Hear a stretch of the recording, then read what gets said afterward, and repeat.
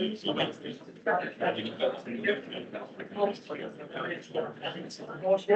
bonsoir pour la rencontre. Je peux avoir besoin de partout, même si mon collègue c'est ça? On se tient. D'habitude, j'ai une bonne voix. Fait que, bonsoir, bienvenue à la séance régulière du Conseil là, du 18 février 2026. Donc, on voulait souligner aussi la semaine de la persévérance scolaire qui débute cette semaine. Et les petites choses vertes là, c'est vraiment pour souligner la persévérance scolaire autant des enfants que des adultes qui veulent se reformer. Donc, on voulait le souligner. Donc, ça me prendrait quelqu'un pour l'adoption de l'ordre du jour avec modification. Avec modification, Patrick peut au point. Il y a 5. À la dernière minute, il y en a 5. Non. Le 4F. Le 4F. C'est rajouté. Oui, Oui, c'est le 13A. serait là. Exactement. Donc, demande de rétraction et de correction PES Canada. Voilà. Fait que ça prendrait... De rétraction et de correction PES Canada. Voilà, on pourra en parler rendu à ce point-là. Okay. Donc, proposé par Daniel Hull et appuyé par Franck Bellard. L'adoption des procès-verbaux, adoption du procès-verbal de la séance ordinaire du 21 janvier 2006 avec dispense de lecture, j'imagine, proposé par Hugo Pierre et appuyé par Alain Beaufort. En gestion du personnel, bon, ça donne bien, c'est moi qui suis le président du comité de ressources humaines, fait qu'on va continuer. Donc, on a l'abolition du poste de conseiller en développement entrepreneurial. C'est le poste de M. Jocelyn Régis qui est avec les heures actuellement qui sont réduites depuis un certain temps. Et M. Régis va terminer le 1er avril 2026. Donc, on doit le faire par résolution, l'abolition de ce poste-là pour voir pour la suite dans les autres postes. Donc, abolition proposée par Sébastien Marchand et appuyé par Daniel Hugo. Par la suite, on a au point B l'embauche d'une conseillère en développement d'entreprise. C'est Mme Isabelle Wolfe qui a déjà commencé d'ailleurs le 2 février là, avec l'accord du Conseil. Et son échelle salariale sera à 90% là, selon la convention collective et l'expérience acquise là, par Mme Wolfe. Donc, elle a déjà commencé depuis le 2 février. On a de bons commentaires. Donc, personne pour proposer l'embauche. M. Luc Dortarage, appuyé par M. Jean-Pierre Bordeaux. Au point C, l'embauche d'un conseiller en développement d'entreprise. C'est M. Rémi Gagnon qui travaillait déjà dans ce département-là. Et puis, l'échelle salariale sera à 95% due à l'expérience qu'il avait déjà. Donc, ça prendrait quelqu'un pour proposer l'embauche de M. Rémi Gagnon. M. Gérard Bruno est appuyé par M. Alain Bouffard.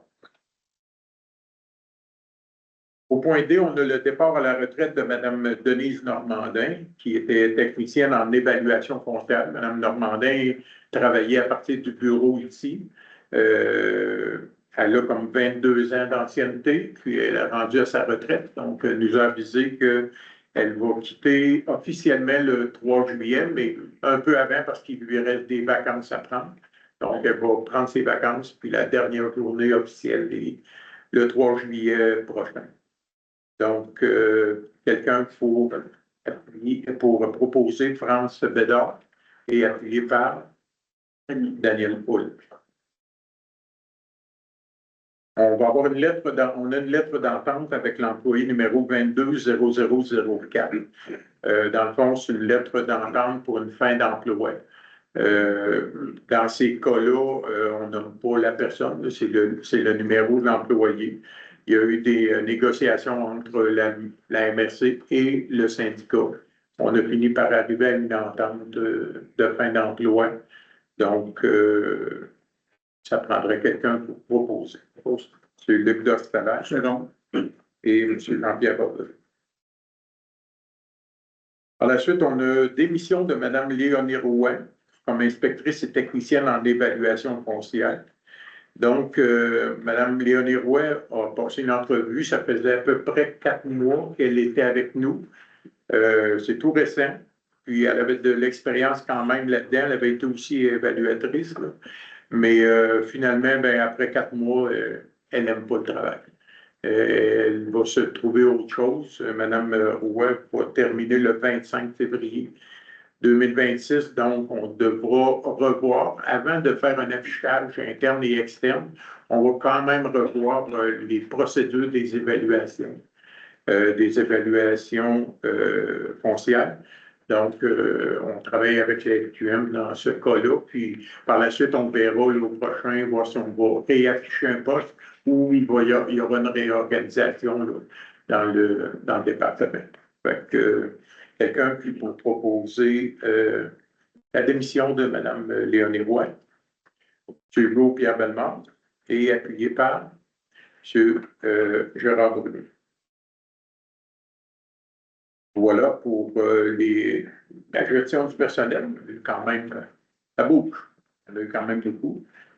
Dans les finances matérielles, l'équipement et bâtisse, on a eu la liste des chèques émis et sommes déboursées. Vous avez eu l'occasion d'en prendre connaissance. Ça vous voit, y a-t-il des questions particulières? C'est bon. Donc, quelqu'un pour proposer la liste des chèques et des sommes déboursées.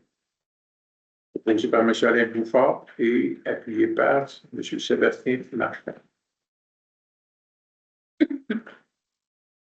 Au point B, on a la régie de gestion des matières résiduelles de la Mauricie. C'est l'adoption du règlement numéro 2026-01-74 décrétant une dépense et un emprunt de 8 784 000 pour l'aménagement de la cellule 7 et la construction du poste de pompage 7 au lieu d'enfouissement de cet intérêt. Luc, est-ce que tu pourrais... Oui, dans le fond, là, c'est juste dire qu'à chaque fois que la régie là, procède à des emprunts comme ça, les membres doivent entériner là, par des résolutions. Donc, c'est pour ça que la résolution se retrouve ici.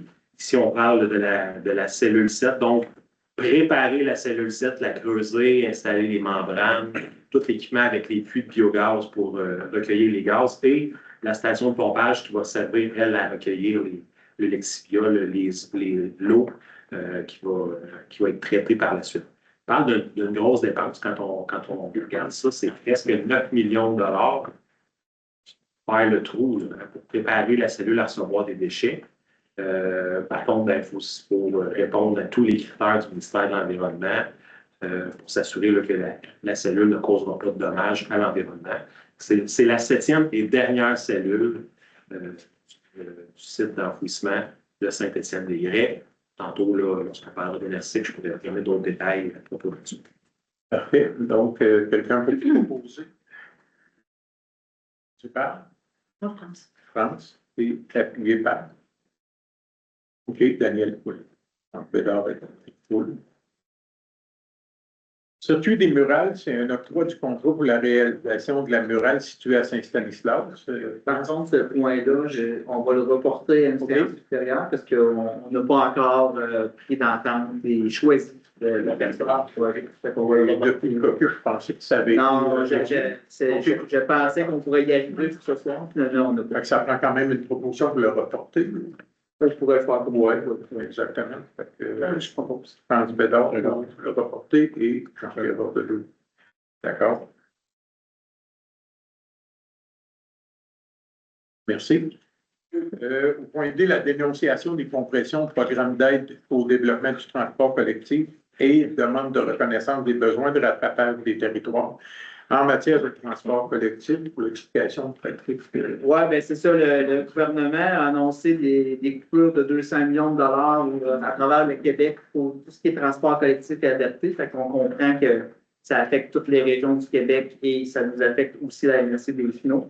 Ce qu'il faut aussi comprendre, c'est que le nouveau programme est daté de 2025 jusqu'à 2027. Mais ils ont annoncé le programme seulement en novembre 2025. Fait qu'on avait déjà une année presque de fait. Et nous, on travaillait avec les anciens paramètres du programme pensant que ce serait minimalement la même chose. Mais le gouvernement nous a annoncé que dans différents volets, il y aurait moins d'argent disponible. Fait que ça crée un problème budgétaire, évidemment, en matière de transport. Fait que dans le fond, on vient s'opposer à cela et dire au gouvernement de réviser ce nouveau programme-là parce qu'on a besoin de ces sommes-là pour pouvoir transporter nos citoyens qui en ont le plus besoin. Voilà. Donc, quelqu'un pour le proposer? Proposer Gérard Bruno et appuyé par Luc Defrère. Point E, on a l'entente de partenariat financier avec la municipalité de Saint-Anne-de-la-Pérade pour le développement et l'exploitation du Bureau d'information touristique de la MRC. C'est une entente qui est déjà active et qu'on met sur papier. C'est bien ça. En fait, nous, on est gestionnaire du Bureau d'information touristique de la MRC qui est situé dans la municipalité de Saint-Anne-de-la-Pérade. Et Saint-Anne-de-la-Pérade contribue financièrement pour un montant de 5 000 $ pour soutenir l'organisation et la gestion du bureau. C'est un effort apprécié parce qu'il est dans leur municipalité. Mais auparavant, ça se faisait par résolution, mais là, on a décidé de l'officialiser par une entente plus formelle qui peut être renouvelable année après année selon le désir des deux parties. C'est bien. Quelqu'un pour proposer la résolution? Sébastien Martin, appuyé par Alain Bouffard. Je vais laisser tomber les messieurs. Ça va? Oui, c'est bon. Quand je serai rendu à votre surnom, on arrête. Je ne vois pas ça ici. Au point F, on a l'entente de confidentialité entre VIA HFR et VIA TGF Alto. Dans le fond, c'est le train à grande vitesse. Et la MRC des Chenaux concernant le projet de train de passagers à grande vitesse dans le corridor situé entre la ville de Québec et celle de Toronto. Vous avez tous entendu parler là, qu'il y a un projet. Il y a une présentation de ce projet-là à Trois-Rivières, justement, qui est en cours depuis 5 heures. Mais dans le fond, nous, on a besoin de faire une entente de confidentialité pour ce qui est des données géomatiques. Pour l'instant, donc, vu que le provincial fédéral est là-dedans, pour les données géomatiques, il faut faire une entente de confidentialité pour l'instant. Donc, mais le projet, il est présenté là, à la population à Trois-Rivières. Il y aura sûrement d'autres présentations ailleurs. Fait que quelqu'un pour proposer Jean-Pierre Bordelot et appuyé par Gérard Bruno. J'ai vu un petit signe de tête, c'est bon pour ça. Voilà, il y a une caméra. Fait que, voilà, dans l'aménagement et développement du territoire, conformité des règlements municipaux, il n'y en a pas comme tel.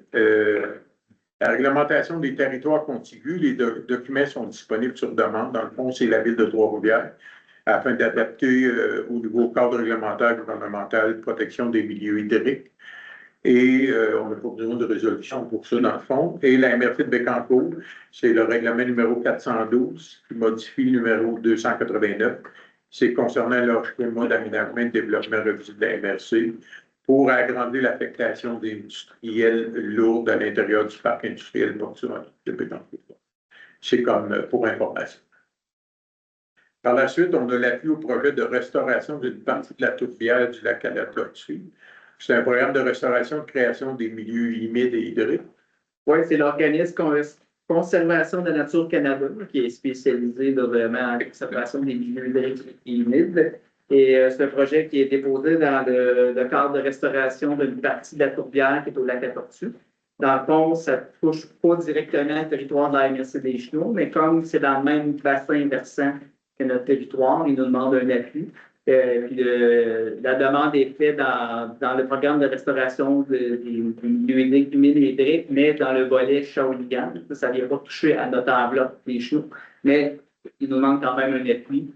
On est favorable compte tenu que c'est dans notre même bassin là, Exactement. hydrique. Donc, quelqu'un qui propose pour l'appui?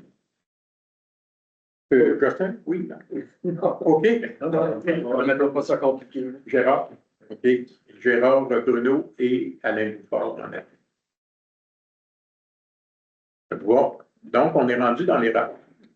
Le rapport du directeur général, qui est en ligne, qui est toujours très complet à tous les mois. Donc, on peut continuer. Le représentant d'Enercycle, le salaire. Oui, donc, petit complément d'information. Comme je disais, bon, le dossier, là, vraiment, peut-être le plus gros du dernier mois, la construction de la dernière cellule. Le mois passé, je pense que j'avais parlé que le projet d'agrandissement du site était lancé. Rencontré le député de Masquinongé cette semaine à ce sujet-là. Fait que c'est sûr que ça, c'est un projet duquel on va entendre parler beaucoup cette année, donc en parallèle, la construction de cette cellule-là, qui va permettre d'amener le site à sa fin de vie utile dans quelques années, 2031, je ne me trompe pas, ou à peu près. Puis ensuite, là, fait que le projet, assurément, il faut qu'on se mette déjà en démarrage pour s'assurer que toutes les étapes puissent être faites pour pouvoir continuer d'avoir des déchets à Saint-Étienne-des-Grès dans une nouvelle phase du projet. La prochaine rencontre vendredi au niveau d'Enercycle. Et puis, les données de tonnage, nécessairement, entre autres, là, au niveau du recyclage, ont une légère baisse, si on veut. On explique ça par quand même des changements des emballages, des fois plus de films plastiques. Donc, on calcule ça en tonnage. Le tonnage est un petit peu plus, mais c'est quand même assez stable. Et puis, au niveau du plate-brun ou des matières compostables, nécessairement, baisse pendant la période d'hiver. C'est probablement qu'il y a des gens qui font peut-être juste les plantes à l'extérieur, le gazon, tout ça. Peut-être que ces personnes-là utilisent moins le bac de compost durant l'hiver. Ça va devenir encore là, un message qui va être passé, s'assurer que les bonnes matières sont mises dans les bons bacs pour s'assurer la plus grande pérennité du site. Merci. Au point 6, c'est le comité culturel. Oui. Alors, la rencontre d'aujourd'hui même. Alors, il y a eu 5 projets de bibliothèque de déposer pour 5 municipalités, Batiscan, Carmel, Saint-Anne-de-la-Pérade, Saint-Luc et Sainte-Geneviève. Alors, les 5 projets ont été acceptés. Et c'est des projets diversifiés, autant la bande dessinée, la photographie, contes et chansons et animaliers et tout. Alors, c'était très intéressant. Alors, nous avons ces 5 projets et il y aura d'autres périodes pour déposer des projets. Ça ne terminait pas là. Juste vous rappeler que le spectacle de Boucardio, c'est complet. Ça fait une semaine après avoir été mis en ligne, c'était complet. Il y a Mme Annie Villeneuve qui vient le 19 avril. Il reste encore de très bons billets. Alors, je vous invite à y assister. C'est un spectacle acoustique avec sa voix magnifique. Il est toujours présenté à la salle Denis Dupont de la polyvalente Le Tremplin. Et on devrait savoir en mars ou en avril là, quelle sera la prochaine présentation, un spectacle. Alors, on saura ça sous peu. D'accord. Pour vous en aviser. Et moi, je n'ai pas d'autre chose. Ça va comme ça. D'accord. Bon, ben, merci. Merci. Comité vitalité du territoire. Il n'y en a pas eu, donc ça ira probablement au mois prochain. D'accord. Ressources humaines, je pense qu'on a fait le tour. OK, fait que c'était moi, mais ça a été fait. Comité de sécurité incendie, c'est aussi moi. Il y a eu des discussions qui ont été faites à propos du fameux dossier des premiers répondants, qu'on a parlé amplement dans les derniers conseils. Du côté incendie, on devrait avoir l'évaluation dans les prochains jours, ou maximum semaines, l'évaluation des équipements qui ont été faits. Suite à ça, ben, il y aura une mise en situation par les employés de la MRC, à savoir, bon, est-ce qu'on va vers un regroupement de certaines municipalités? Oui ou non. Ça va être avec les chiffres, sont souvent, on prépare les chiffres et on regarde voir ce que ça fait. Donc, au moins, l'évaluation est faite partout. Il reste le rapport à sortir, d'après moi, la semaine prochaine. On espère avoir ça. Donc, on va pouvoir vous en dire plus à la prochaine rencontre.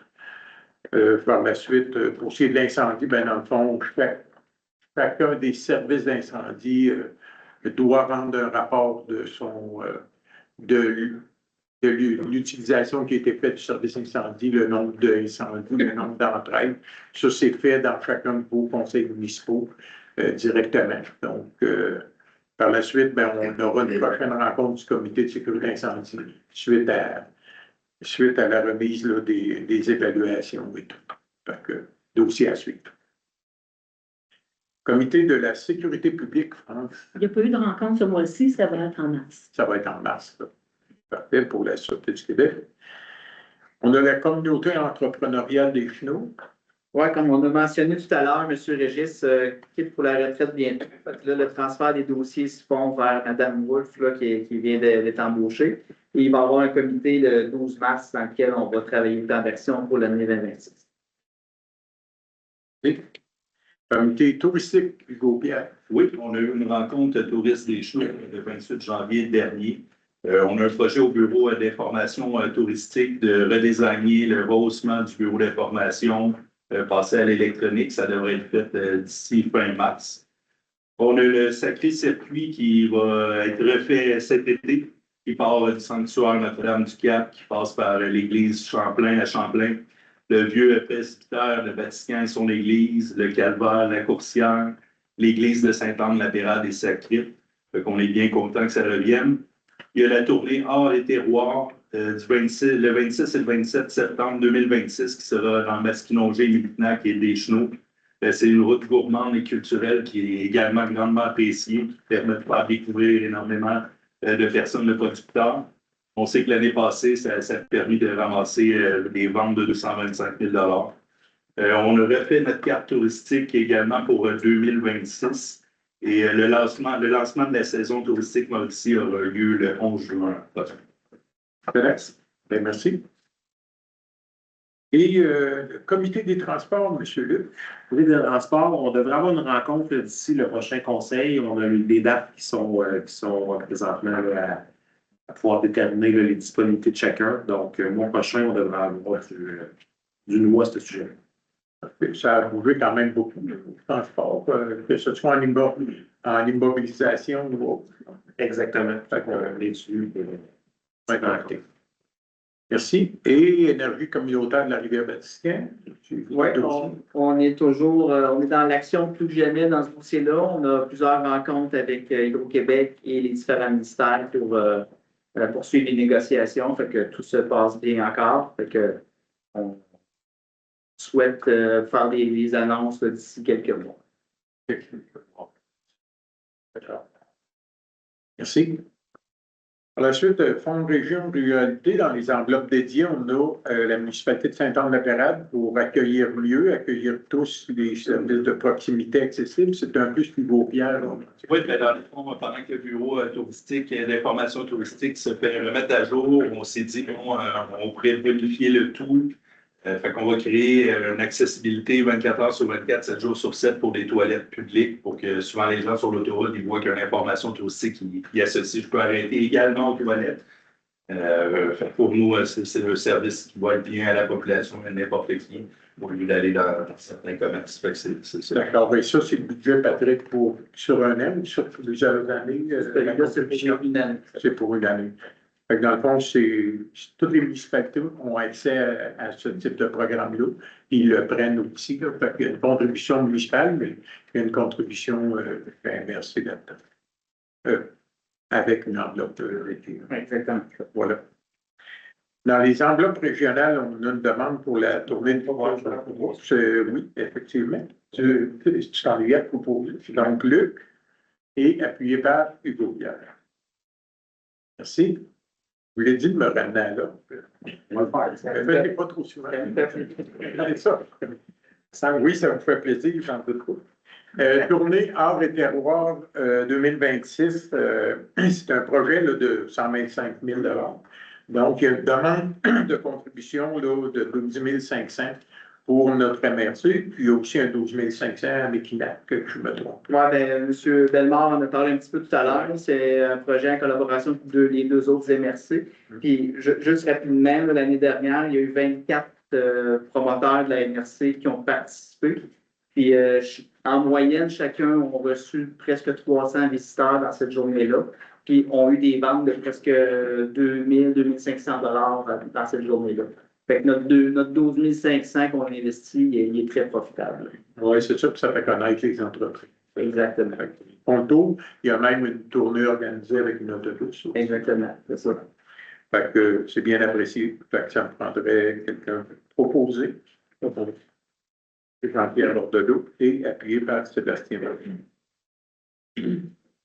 En développement économique, il y a le dépôt du rapport mensuel du service de développement économique. C'est public. Est-ce que ça prend une résolution? Non, c'est juste un dépôt. Et par la suite, on a l'appui demandé pour la CDC des Chenaux, un appui au mouvement le communautaire à vous. Hugo Pierre est dans le communautaire. Il pourrait nous parler un petit peu de cette demande d'appui. Oui, rapidement, on aimerait rappeler que les organismes communautaires sont des piliers essentiels pour nos communautés. C'est souvent la première ligne avec nos personnes les plus vulnérables. On aimerait rappeler qu'on les appuie, qu'on les apprécie, qu'on a notre respect pour tout ce qu'ils peuvent apporter à nos communautés et nos citoyens. Présentement, les organismes communautaires du 23 mars au 2 avril vont faire une grève communautaire. Souvent, on leur demande de plus en plus à faire avec moins d'argent, moins de financement des peu du gouvernement. On voit bien depuis la pandémie, il y a eu certains dommages faits à nos communautés, à certaines personnes. Les services sont de plus en plus en demande, mais il manque de financement. Ils veulent rappeler au gouvernement, au palier gouvernemental, qu'ils ont besoin d'aide et d'appui pour continuer à desservir nos populations.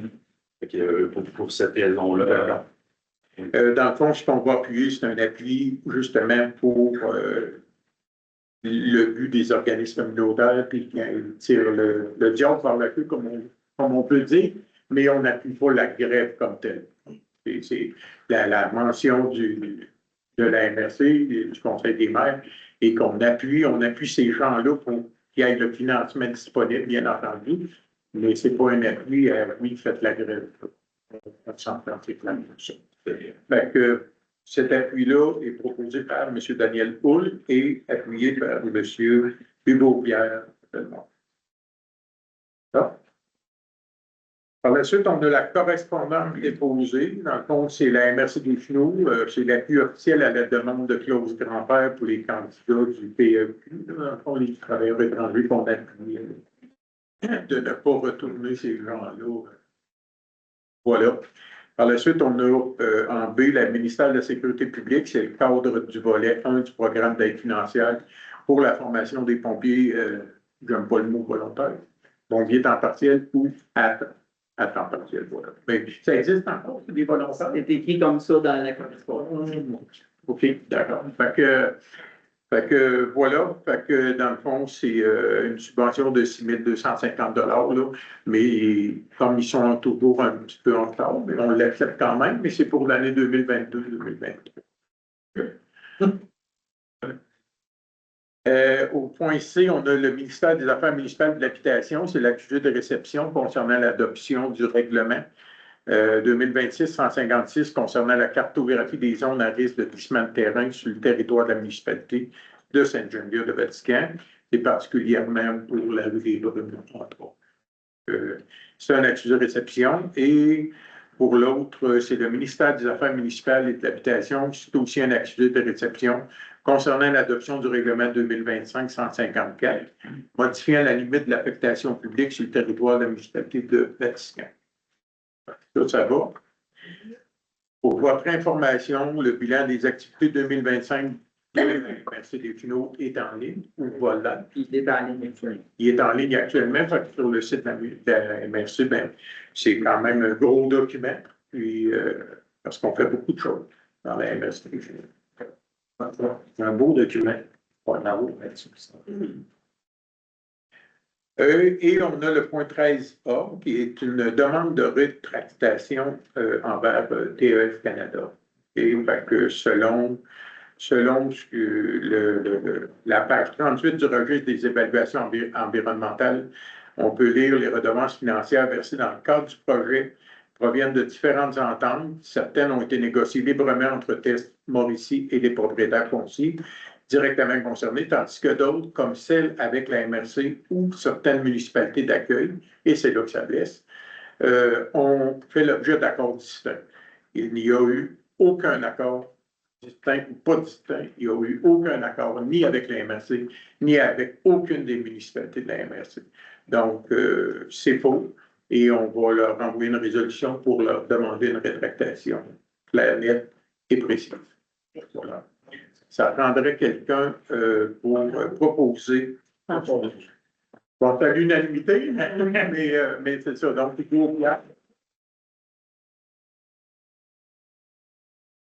faut Pierre et M. Jean-Pierre Bordelot. Je commence à dire monsieur. Un million. Vous avez compris, M. le Préfet. Oh, oui. Voilà.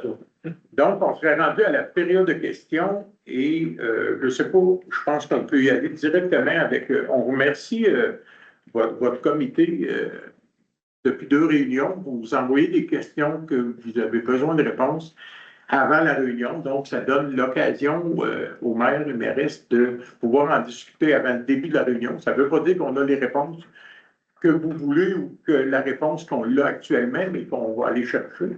Mais à tout le moins, ben, c'est très bien, c'est apprécié. Donc, pour le point 1, il y avait un comité de liaison. TES a annoncé une rencontre avec le comité de liaison le 10 mars prochain. Allez-vous accepter cette rencontre compte tenu du manque de respect flagrant du promoteur envers la voie citoyenne, alors même que vous en êtes les représentants? Qui autour de cette table est d'accord pour participer à cette rencontre?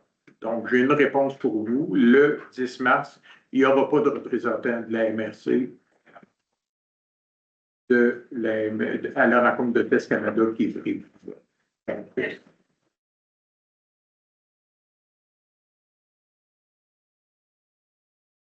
Par la suite, au point 2, c'est à la page 38, c'est ce qu'on vient de faire. Dans le fond, comme je le lirai au complet, c'est vraiment, on va exiger une rétractation parce qu'effectivement, il n'y a jamais de municipalité ni la MRC qui a eu une entente avec TES Mauricie. Voilà pour le point 2. Et pour le point 3, c'est la lettre de Sainte-Tech. Le conseil municipal de Sainte-Tech vient d'adresser une lettre à TES Canada demandant de mettre fin au projet d'éolienne dans sa municipalité. D'autres municipalités comptent faire une pareille demande. Est-ce qu'il y a des municipalités dans Deschenaux qui comptent le faire ici? On a la lettre de Sainte-Tech, on a aussi l'autre lettre d'appui de signature là, qui circule. On en a discuté justement à la rencontre et le conseil est unanime à dire que dans ce cas-là, ce n'est pas la MRC qui va. La MRC ne fera pas de lettre de signature, de choses comme ça. Par contre, chaque conseil municipal, c'est à eux à répondre à ça. Les conseils municipaux sont souverains, dans le fond, et chaque conseil, avec le... Oui, ici, on est des représentants de nos municipalités, mais on est quand même conseillers à la MRC, dans le fond, pour représenter notre municipalité. Mais les décisions se prennent vraiment, et vous le savez tous, avec les conseils municipaux, avec les conseillers, conseillères et tout. Et on vous suggère fortement, dans les prochaines rencontres de conseils municipaux, d'aller voir ces gens-là puis de poser la question directement. C'est la meilleure méthode voilà, pour avoir une réponse qui est directement liée avec la municipalité, parce que nous, de s'engager au nom de chacune des municipalités, ça doit se faire localement. Voilà, ça c'est la réponse, celle-là. Et le micro est ouvert, même s'il n'y a pas de micro. Si vous avez des questions, allez-y, sans problème. Oui, Serge Maton, j'ai une question.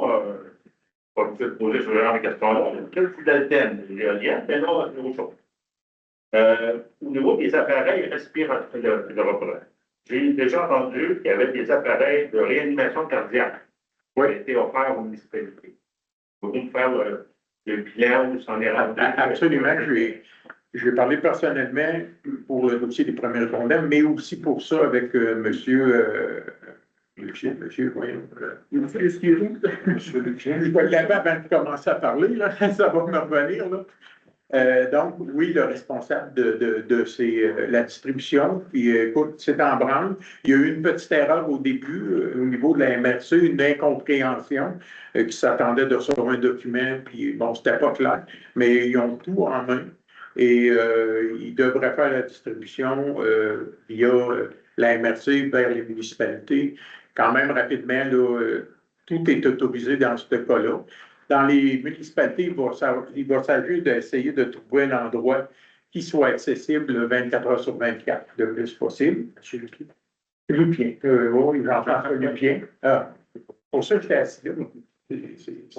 C'était la raison, sinon tu aurais été loin. Mais voilà. Fait que oui, ça va être distribué. On attend tous ça. Dans le fond, ça sauve des vies. Puis les municipalités vont offrir une formation via Teams ou Zoom. Là. C'est une formation d'une demi-heure. C'est des défibrillateurs automatiques. Donc, c'est la machine qui vous parle, puis comment l'installer et tout. On comprend que dans un cas comme ça, l'adrénaline fait que ça se peut que la personne ne s'en rappelle pas, mais la machine, elle la parle. Elle s'en rappelle. Fait que c'est vraiment comme ceux qui ont des bureaux de poste, ben, les casiers, c'est ouvert 24 heures sur 24. C'est une belle place pour le mettre là. Puis ça va être publicisé dans les municipalités. Puis chaque personne les citoyens qui peuvent avoir à s'en servir, vont pouvoir aussi faire une formation sur un lien. Puis ça dure une demi-heure. Puis ça montre à tout le monde. Fait que l'important, c'est que si jamais un coup que ce soit installé, il y a une personne qui s'effondre, ben partez pas de là pour aller le chercher. Envoyez-le chercher le plus vite possible en attendant que vous pouvez faire les manœuvres. C'est ce qui maintient les gens en vie, c'est de faire les manœuvres et de s'assurer que le 911 est appelé aussi. C'est la première des choses. Parce que des fois, voilà. Il y en avait suffisamment pour l'ensemble des municipalités. Oui, oh, ils vont en avoir pour l'ensemble des municipalités. Voilà. Merci.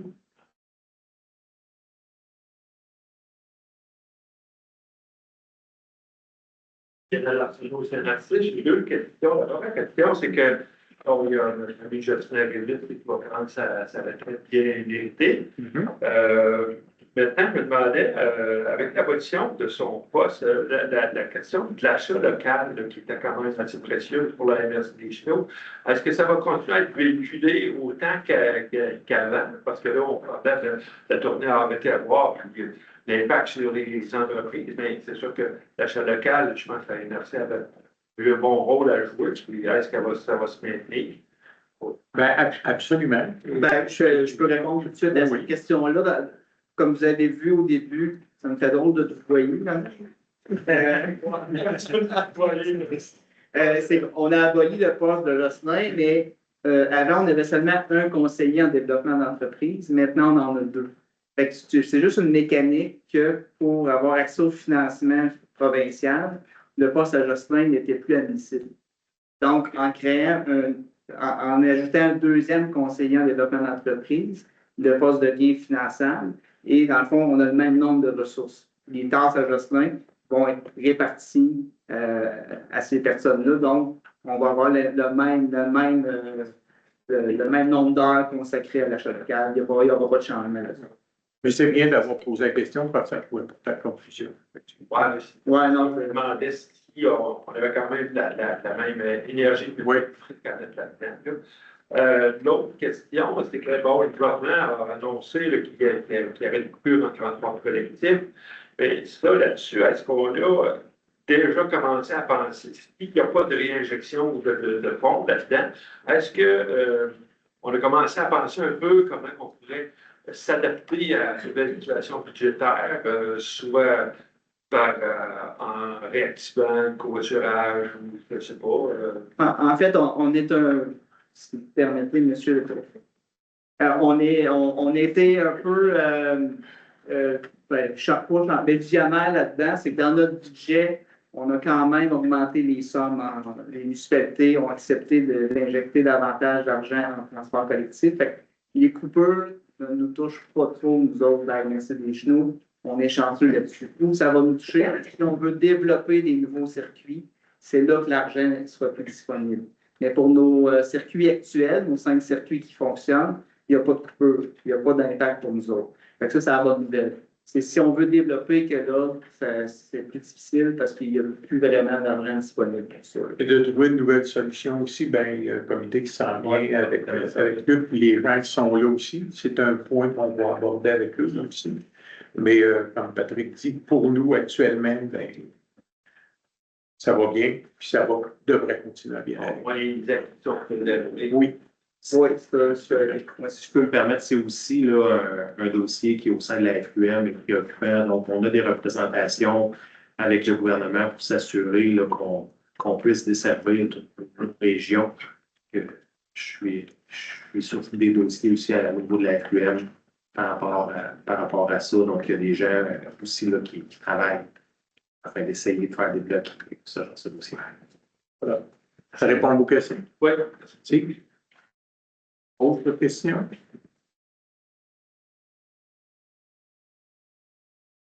Bonne boîte. Oui, oui, je vous aurais entendu quand même. C'est juste que pour la vidéo, c'est mieux. Michel Meunier, Saint-Stanislas. Je sais qu'on n'aura pas d'éolienne, mais si jamais il y en avait, moi, c'est au niveau incendie. Là, il y a des vidéos qui circulent, tout ça, on entend toutes sortes de choses. Je sais que vous êtes quelqu'un d'avisé là-dedans. J'aimerais avoir votre version. Qu'est-ce qu'on va faire si jamais il y a des éoliennes dans notre MRC, puis ça brûle? Les pompiers, qu'est-ce qu'ils font? C'est un peu dur pour moi de répondre à ça, parce que oui, j'ai été longtemps comme directeur incendie et tout, mais les procédés changent aussi, puis dans le temps qu'on était là, nous, des éoliennes, on n'avait pas. Fait que, mais quand il y a des éoliennes ou un risque quelconque, comme au site d'enfouissement à Champlain, bon, il y a eu une formation pour les pompiers pour différentes choses. Puis là, ben, les gens qui sont responsables, comme Matrec, qui nous. Donc, Matrec a dit, ben, s'il arrive telle chose à telle place, tel endroit, vous devez intervenir de telle façon. Fait que ça, c'est vraiment très clair. S'il y avait des éoliennes, il y aurait le même genre de procédé, comme il y a le même genre de procédé avec TQM, c'est la grosse ligne de gaz qui passe le long de l'autoroute. Donc, s'il y avait quelqu'un qui creuserait là, c'est sûr que si quelqu'un approche le tuyau, c'est une explosion immédiate. Et la flamme monte tellement haut, tu ne peux même pas être prêt. Il faut qu'il ferme le gaz, tout simplement. Mais il y a des formations qui sont données aux pompiers aussi en cas d'intervention. Ça serait de répondre un peu aléatoirement, là, mais vraiment, si jamais ça arrive, c'est sûr qu'il y aurait des formations en conséquence. Voilà. Merci.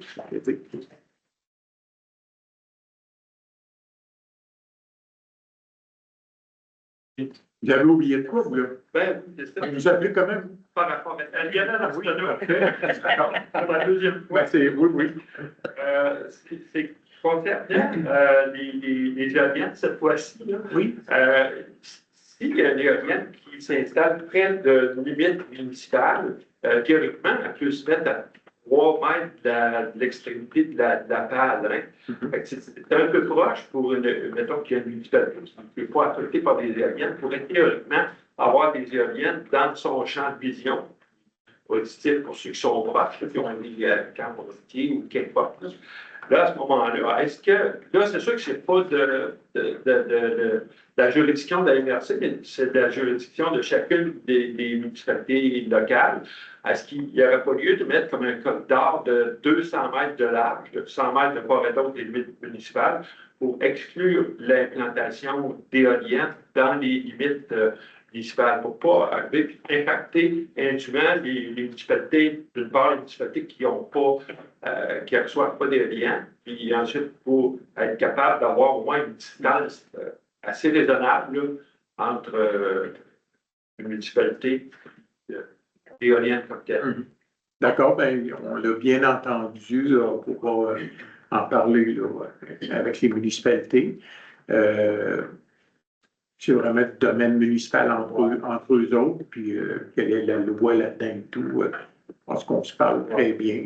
C'est sûr, je vais poser la même question à ma municipalité locale. Je vais pas l'entendre au prochain conseil. Effectivement. Ouais, tu me merci. Parfait, merci, c'est notre. L'hiver, la seule municipalité que Test-Canada n'a pas essayé de convoiter encore par une réunion publique. Les municipalités ont été approchées pour des réunions publiques. Sainte-Geneviève non plus. Je peux répondre à ça. Oui. Ils ont appelé pour avoir la salle, mais la salle est occupée cette journée-là, puis ils ont dit on appellera. Il n'y a rien comme venir à la MRC pour avoir les vérités. Ça fait, si tu la réserves pour une bonne période, Ça va être bien comme ça.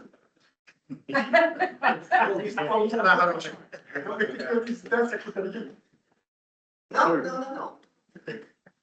Non, mais moi, je suis préoccupé par la protection du territoire agricole, donc je le suis pour les éoliennes, mais je le suis aussi pour le fameux projet d'Alto du train à grande vitesse qui, si longeait l'autoroute 40, qui serait, vous seriez, la MRC, sûrement consultée par rapport aux inconvénients, aux impacts, ou en tout cas tout ce dossier-là. Est-ce que la MRC a été, ben, là, il y a des rencontres aujourd'hui, mais est-ce que la MRC a été approchée particulièrement pour discuter de ce futur trajet de vitesse? Je vais laisser Patrick répondre parce que moi, malheureusement, je n'étais pas là à cette réunion-là. J'étais à Cuba, mais il faisait froid. Mais faisait froid, mais Patrick peut. On a eu une rencontre avec. En fait, vendredi, la semaine dernière, ouais, c'est ça. Les élus, les maires ont été convoqués à une rencontre avec les représentants d'Alto. Alto se sont présentés, ont présenté leur vision du projet, tout ça. On présenté le même corridor que vous pouvez avoir accès là, sur le site Internet. J'imagine que vous êtes allé voir. Un corridor d'études. Un corridor d'études de 10 km. Donc, on comprend qu'à la finalité, c'est 60 mètres de large là, qui est utilisé. Fait que c'est encore très, très au début du projet. Puis l'entente fait en sorte que, justement, on veut être consulté et être informé des démarches qui vont y avoir. Parce que nous aussi, on a des longues de contraintes, tout ça, on ne souhaite pas voir de TVB à cet endroit-là. Oui, on va se tenir très au fait de ce dossier-là. Mais pour l'instant, on n'est pas plus avancé que ça. Donc, il y aura peut-être à l'ordre du jour d'une prochaine séance ici, même. Comment vous avez été, des discussions que vous avez eues avec Alto? Oui, ça risque d'être plus dans quelques mois. Je n'ai pas eu d'informations qu'il y aurait des rencontres à court terme, mais on va vous tenir informé, c'est certain. Puis le premier corridor, dans le fond, qui serait construit, serait probablement de Ottawa-Montréal. Oui, c'est ça. La phase 1, c'est Montréal-Ottawa. Nous, on sera en phase 2 selon leur vision des choses. Là. Exemple, début de construction quelque part 2031, 32, pour ce qui est des genoux. Il reste du temps, mais on est conscient qu'il peut y avoir des enjeux en territorialisation et tout ça. On va surveiller ça proche. Bien, à vous remercier pour la démarche que vous avez faite. Moi, j'avais vérifié présentement qu'il se faisait un déboisement de nuit sur une terre agricole sur laquelle il y a un point d'éolienne sur la carte de TES Canada. Et je suis heureux de savoir que vous avez fait la démarche et que le permis avait été demandé pour le déboisement et que le propriétaire est obligé de reboiser cette partie qu'il déboise. Mais curieusement, tombe absolument sur un point prévu pour une éolienne sur la carte de TES Canada. Il était pressé. Pardon? Il était pressé de déboiser. OK. Mais il va reboiser. Et s'il ne reboise pas, nous, on a le pouvoir d'émettre des constats d'infraction importants. Bon, il y a un constat d'infraction. S'il y a un constat d'infraction et une amende, paye l'amende. Oui, mais ce n'est pas des petits montants. Mais ça peut continuer. Je comprends. Il y en a pour qui 50, 100 000, c'est pas beaucoup, mais pour moi, ça se fait plus. Oui. Merci, M. Gilbert. Complément de la question, l'expert en haute vitesse. Je comprends que la liberté soit consultée. Il faut faire la même chose aussi au niveau de chacune des municipalités potentiellement touchées. Bien, sûrement, Oui. parce que la MRC commence, mais moi, si ça passe à Sainte-Geneviève, ben voilà, vous allez venir vous asseoir. Simplement, mais je pense que toutes les municipalités sont pareilles. Si le train grande vitesse passe dans chacune des municipalités, ils vont devoir être au courant et avoir des discussions. Parfait. À ce niveau-là, Ouais. Dans le fond, on est à la première étape d'essayer de voir c'était quoi leur tracé optimal pour eux autres, de moindre impact. Puis après ça, c'est là qu'on va avoir des discussions plus serrées avec les municipalités locales. C'est vraiment embryonnaire pour l'instant. Merci. Autre question? Ça va? Merci d'avoir été présent. Ça me prendrait quelqu'un pour proposer clôture de la séance, donc Franck Bédard, et appuyé par M. Jean-Pierre Delot. Merci, puis je suis en train de prendre vie. Je vais dire à Guy qu'il a envoyé.